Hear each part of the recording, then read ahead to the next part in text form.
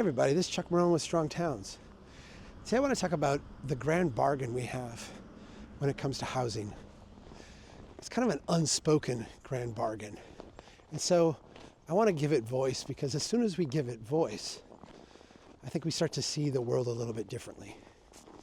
Prior to the Great Depression, as I wrote in Escaping the Housing Trap and really have talked about in almost every single presentation I've given over the last 15 years, cities would grow incrementally. Small buildings would turn into bigger buildings, incrementally up. Cities would grow incrementally out. Neighborhoods would thicken up and mature, going from kind of an adolescent phase to a preteen phase to an adult phase over time. Part of the decisions we made about our development pattern during the Great Depression after World War II were designed to create a system that would grow very rapidly. In short, keep us out of the Great Depression.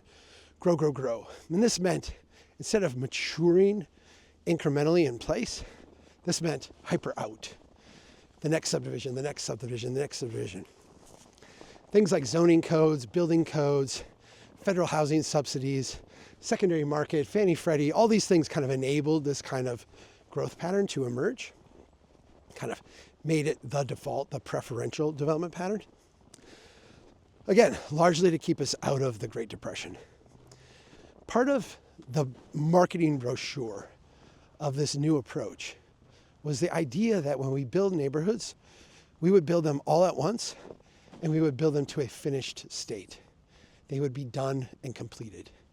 And I've talked in other videos about why this doesn't work. You build everything at once, everything looks good at the same time. Everything then 25 years later falls apart at the same time. You have this cycle of growth, cycle of stagnation, this cycle of decline. If you go back and look at neighborhoods that were built in the 50s, 60s, and 70s, they look like neighborhoods that were built in the 50s, 60s, and 70s. They look old. They, for the most part, are uncared for. They are where poorer people live today. We think if we live in a neighborhood that was built in the early 2000s or 2010s, that somehow we will not end up in that same place. It is inevitable. It is the cycle. Part of the grand bargain then around housing that has developed today in response to this is the idea that we will, as a culture, as a society, as a city, maintain this grand bargain. And the grand bargain, the marketing brochure of suburban development is that your neighborhood was built to a finished state. It does not have to evolve. It does not have to change.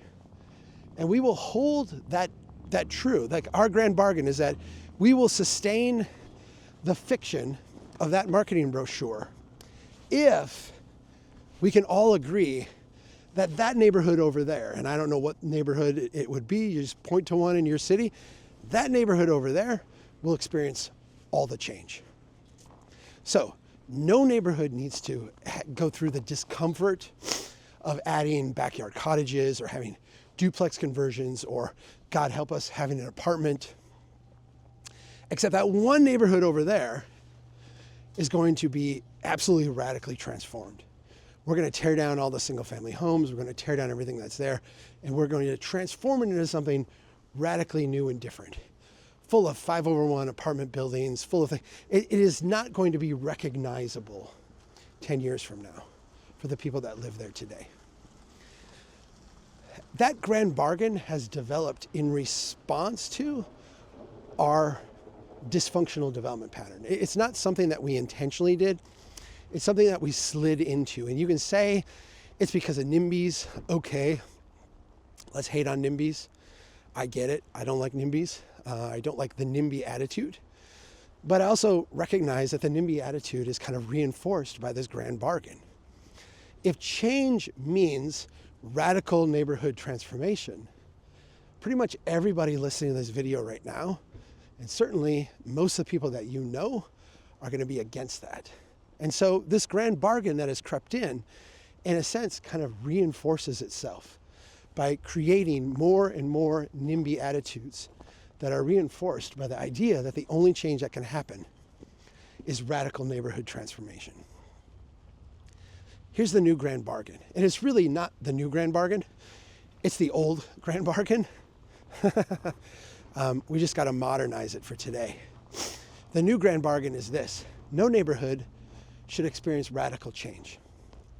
But no neighborhood can be exempt from change. No neighborhood anywhere can say no to the next increment of development intensity. No neighborhood should be able to say no. No, let me put it this way. No neighborhood of single-family homes should be able to say no to a duplex. Should be able to say no to a backyard cottage. Should be able to say no to someone who wants to put an infill house in between two existing homes. Those things need to be legal by right. Now, I would go to that neighborhood and say, you're never going to have to take the 501 apartment, at least not for many, many iterations of thickening up, right? But you can't say no to the duplex. In fact, we're going to make it available by right. So instant permitting, right? Permits within 24 hours, nothing that would take a long period of time.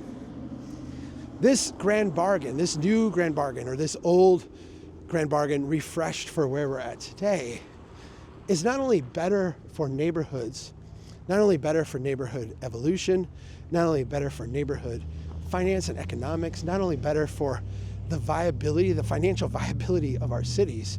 I mean, we have built all these roads and pipes and pumps and meters that we need to maintain. We need more and more users on this. We need to increase our financial productivity desperately.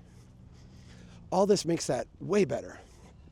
But it also deals with the main resistance to change, which are the people, the NIMBYs, the people who say, I don't want radical change in my neighborhood. Because who's going to benefit from the change now? Yes, the people who get the new housing units will benefit, but so will the person who is cash poor and housing rich, who's now going to be able to rent out that third spare bedroom they have. So is the person who has extra room in their backyard, but no money to fix their roof. They're going to be able to benefit by renting out that space. And yes, not everyone is going to want to do that, and not everyone's going to partake, but enough people doing reasonable things to their own property and their own neighborhoods is really a transformative conversation. If I have to show up to a meeting and it's the big developer from out of town who wants to come in with millions of Wall Street dollars and lots of public subsidy to radically transform a neighborhood, that's a very different conversation than if I show up to the meeting and I got my neighbor who wants their mother-in-law to be able to live in the backyard so she can help take care of the kids and they can help her in her old age. It's a very, very different conversation. We need to be having, in a new grand bargain, lots and lots and lots of these personal conversations. That's actually the only way we scale and build enough housing to alleviate this housing crisis and get us out of the housing trap.